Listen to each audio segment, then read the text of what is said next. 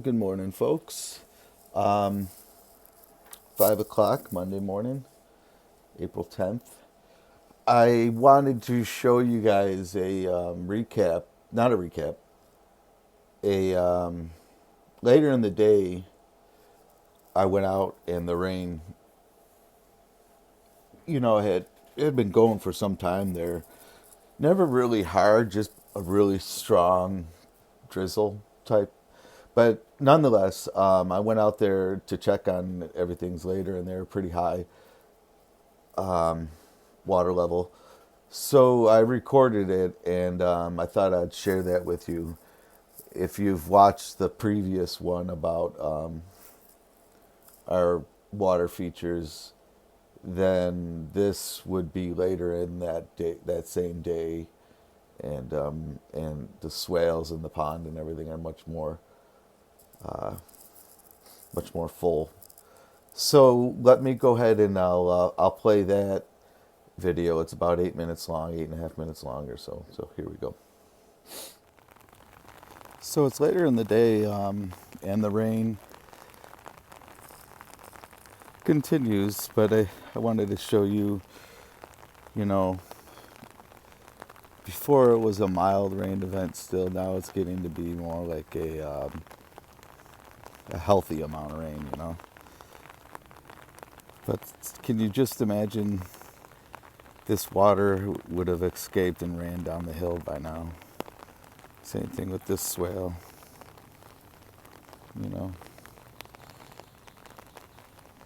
And I think what I'm going to do is on these ends, I'm going to build little troughs.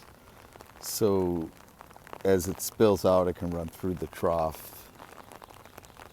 But blueberry bush.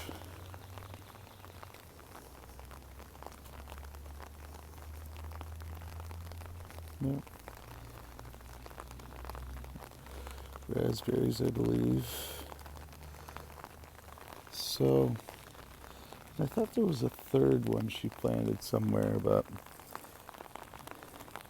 all right. So real quickly, I'll take you real quickly over to the swales as well.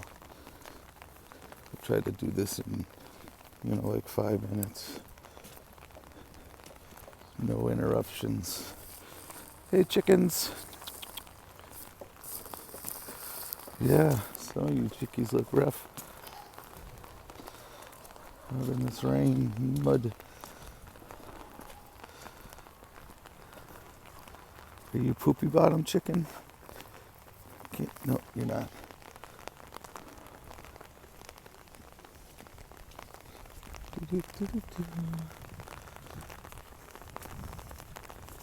Longest part of this video will be me walking from here to the pond.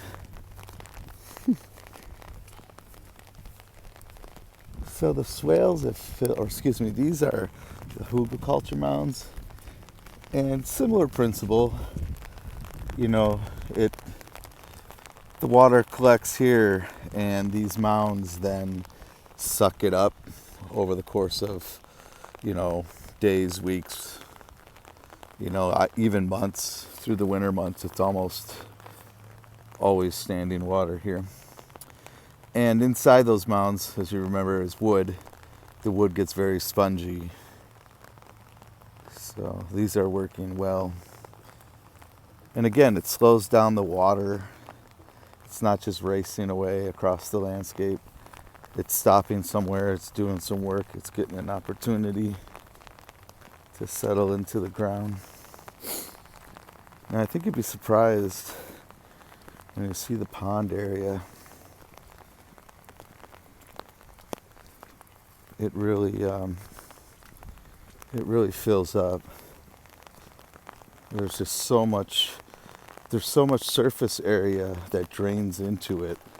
Basically, our entire 2 pastures, except for a small bit, make it into here.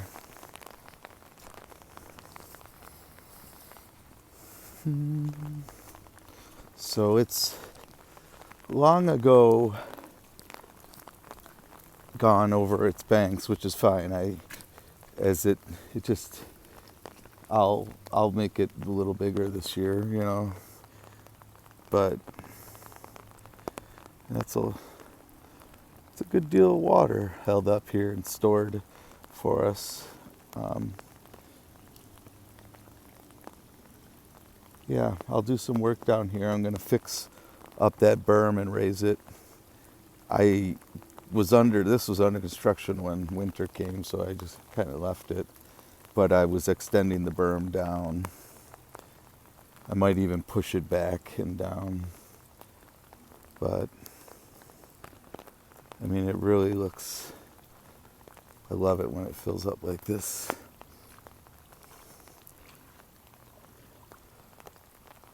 You know, the unfortunate thing is I'm still getting a lot of erosion and runoff that comes into the pond, you know. I want to eliminate that. I think I know what I got to do. I just haven't had a chance to do it yet. This morning when the kids and I, or maybe it was yesterday, we were over here and you could see to the bottom of the pond and it was just so clear and it was so nice. Take a look at this discharge over here. Now this is where the majority of the water comes out, but I'm going to create another spillway on top of the dam wall. So it comes out pretty good. And this is its own little environment over here. We get different grasses and stuff that grow.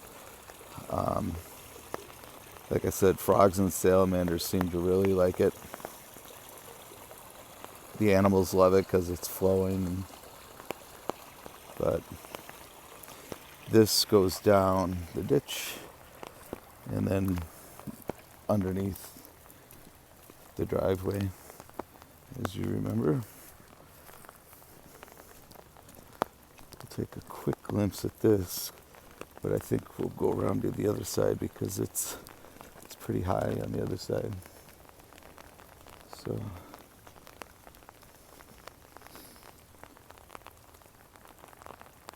So this won't start backing up until this part backs up a little more. Yeah, I knew it. I couldn't do it under 5 minutes. So, working on some trees right here. I want to use this oak trunk for something, so it's been sitting. I'm trying to cut some big boards out of it. Thought about making myself a big shop table. So this floodplain though is working, and you can kind of see what I mean. Instead of racing and gouging up the landscape, it goes much slower. Yes, Steve, if I end up getting hurt.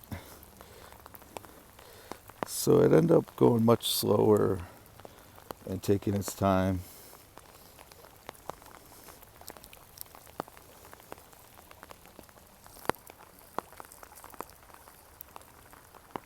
It's nice and wide here, and then it just drops off and goes out.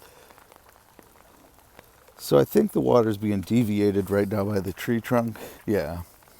If the tree trunk was in here, it would flow even slower. It's getting some speed because it all channels into one area.